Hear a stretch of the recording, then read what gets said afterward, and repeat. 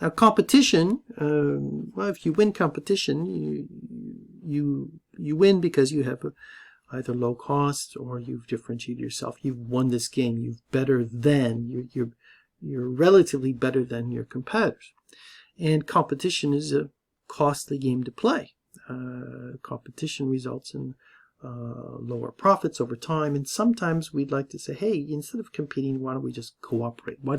Let's avoid all of this and work together. Let's maintain high prices in the marketplace. Let's collaborate and make things better for us as rivals. Cooperation could be good for rivals. We've just seen that competition can be bad. If we collaborate, we can beat off all of the potential entrants that we see coming in. This can be done through a cartel, which is highly illegal. We literally have formalized collaboration, and it can also be tacit. We, for example, can pick one of the competitors to lead the way, and we just follow their lead. Now, this is possible. We need high barriers to entry. We need similar offers and few competitors to make that sort of tacit collusion work. And I'll say a word about that in a minute. We can also work together to increase our power over our suppliers. For example, we can say, hey, we want you to work with all of the producers in the industry and supplies with a standard input product. So you can collectively work with your competitors and say, hey, to your suppliers, you can tell your suppliers, we want you to meet the following standard for us, and you can basically force your hand by collaborating. The same is true with your buyers. If you work together, you can keep your prices high and make your buyers pay a higher price. Cartels are expensive. Here's some examples of cartels that were caught in France, and the penalties they paid because they tried to formally organize their prices over time. And you can see that some of the big ones, the soap manufacturers here, the milk producers, huge amounts of penalties paid to the French government because they were not competing, they were cooperating. Now, game theory tells us that sometimes this type of cooperation, and most of the time this cooperation, is very difficult to maintain. This is because there is interdependence of players.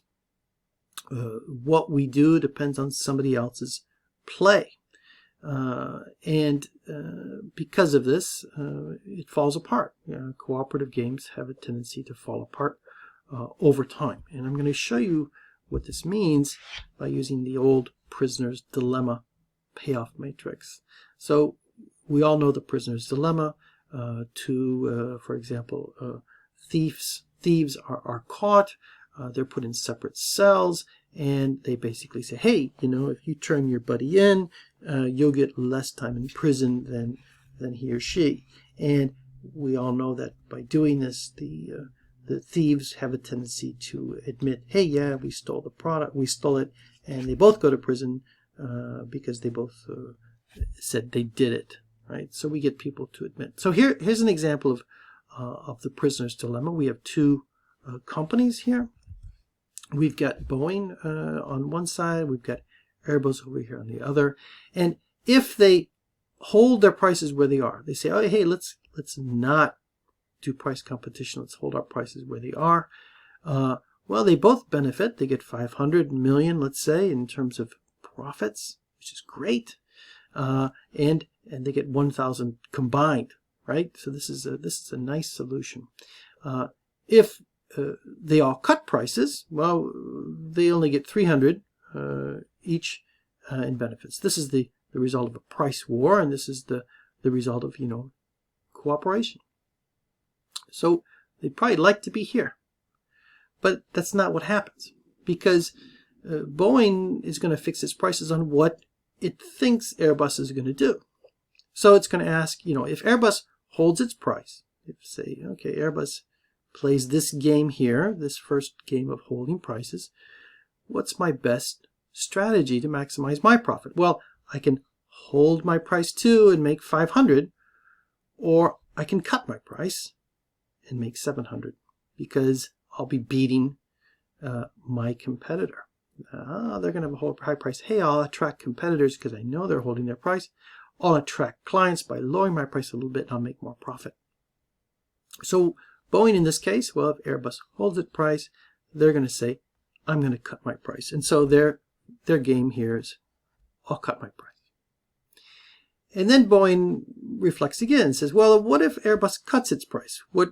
What's my incentive? Do I hold my price or do I cut my price? Well, if Boeing holds its price where it is, they make 100.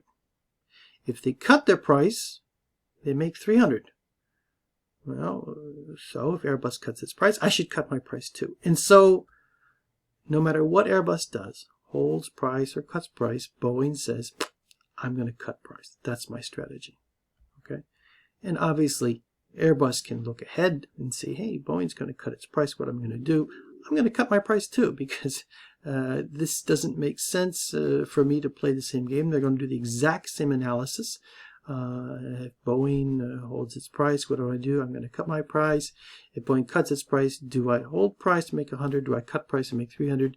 And we come here, and this is called the Nash equilibrium, by the name of the economist that discovered this process. And that's exactly where it all ends up. Everybody cuts prices. So it's hard to maintain cooperation. Now, it can be maintained. It can be maintained if this game that we just played is repeated many, many, many, many times. We learn from our mistakes, and extremely important, that there's no known last round, because in the last round we'll want to beat our competitor and cheat. If I don't know when the last round is, well, then maybe we can maintain some form of cooperation or collaboration over time. We can also make sure it works by signaling to deter future moves. Just basically signal a penalty. If somebody cheats, hey, look, this is what's going to happen to you, etc. And we can also use sometimes what's called a unilateral tactic to enforce cooperation. Typical example here, you've seen this before, will meet or beat the competitor's price. And by doing that, what's happening? Well, by saying that you'll meet or beat the competitor's price, the competitor sees no interest in lowering their price. If they lower their price, they're not going to attract the rival's customers, because your rival will just lower its price, and they'll have lower revenue from its existing customers. So this is a nice unilateral tactic to enforce cooperation.